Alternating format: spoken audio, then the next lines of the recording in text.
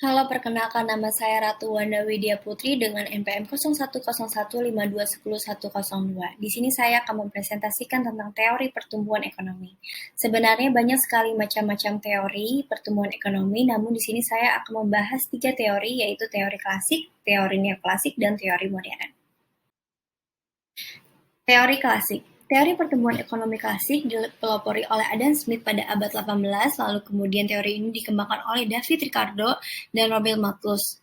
Ekonomi klasik menekankan pada kekuatan pasar yang memiliki tujuan utama yaitu kemakmuran, yang artinya semua barang atau jasa tersedia sesuai dengan kemampuan.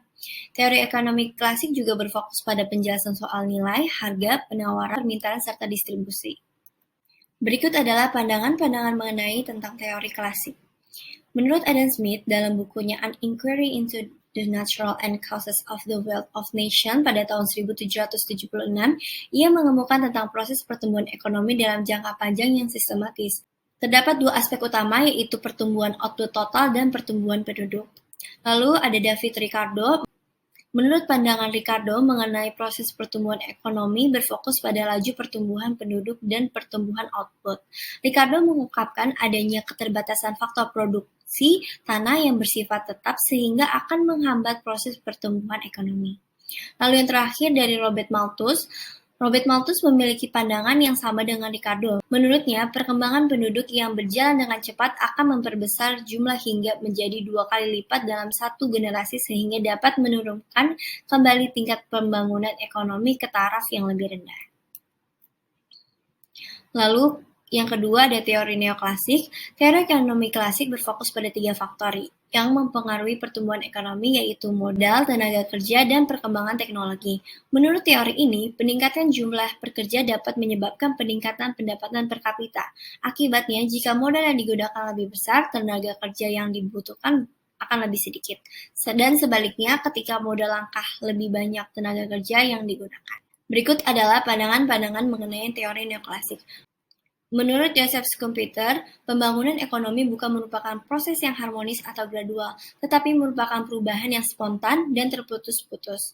Faktor yang terpenting adalah entrepreneur, yaitu orang yang memiliki inisiatif untuk perkembangan produk nasional. Menurut pandangan Harold Domer, pembutuhan modal atau investasi diperlukan untuk mencapai pertumbuhan ekonomi yang konsisten. Semakin besar jumlah modal, semakin banyak barang dan jasa yang diproduksi. Jadi, menurut teori ini, ada kondisi jangka panjang bagi perekonomian negara untuk berkembang. Lalu yang terakhir, menurut pandangan Robert Malthus, tingkat tabungan dapat menentukan modal dalam proses produksi dalam jangka panjang. Artinya, semakin besar tingkat tabungan, semakin besar jumlah modal dan output yang dihasilkan.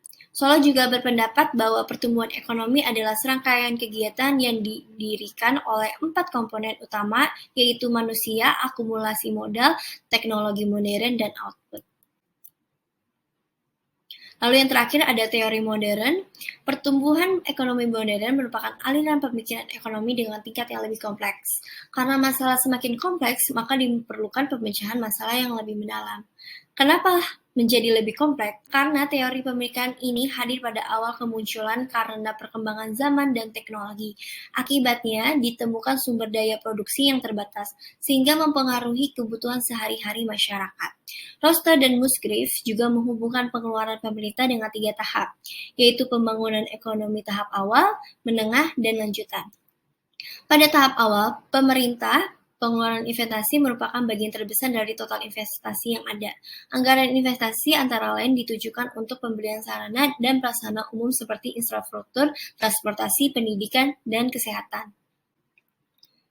Lalu pada tahap menengah, investasi swasta mulai muncul, tetapi pemerintah tetap memainkan peran penting dalam memicu pertumbuhan. Selain mengatasi kegagalan pasar, pemerintah harus menyediakan barang publik dalam jumlah yang lebih besar dan kualitas yang lebih tinggi. Pada perkembangan ekonomi ini, hubungan antara sektor menjadi semakin kompleks. Rasio total investasi terhadap pendapatan nasional meningkat, sedangkan rasio investasi pemerintah terhadap pendapatan nasional menurun. Pada tahap lanjut, kegiatan pemerintah dalam perekonomian bergeser dari penyediaan infrastruktur menjadi pengeluaran untuk kesejahteraan sosial seperti program kesehatan, jaminan hari tua, dan sebagainya. Berikut adalah referensi yang saya pakai pada materi presentasi pada kali ini. Sekian presentasi dari saya, kurang lebihnya mohon maaf. Terima kasih.